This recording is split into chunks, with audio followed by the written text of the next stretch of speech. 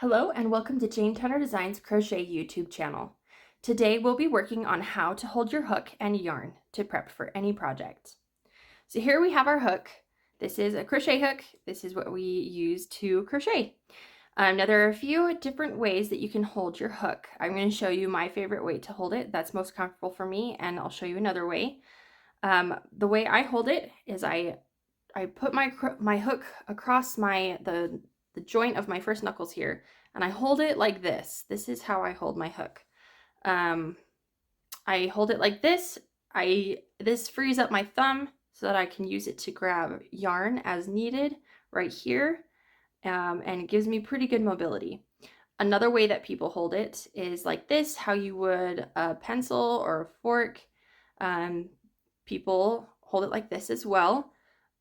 With all things crochet, you kind of get to fiddle around and see what's most comfortable for you.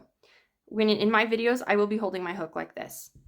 Now for your yarn or your thread, you're going to need to give it some good tension. And the way you do that is by first wrapping it around your pinky finger. So we go around this way, and then you're going to bring it over front so that you can work on your project. You'll bring it over your fingers, and you'll hold on to it with your middle finger and your thumb.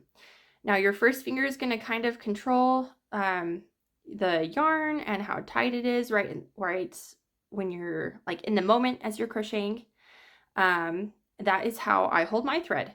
Another way you can do it, you wrap it around your pinky finger, you go under your middle two fingers, and then over your first finger. There are some people that hold it this way. This seems to give it a little bit more tension. But just play around with what is comfortable for you and do that. In my videos, I will be wrapping it around my finger and going over my other fingers to join in right here. And that is how you hold your thread and hook. Learning to crochet? Make sure you like and subscribe so you don't miss a tip.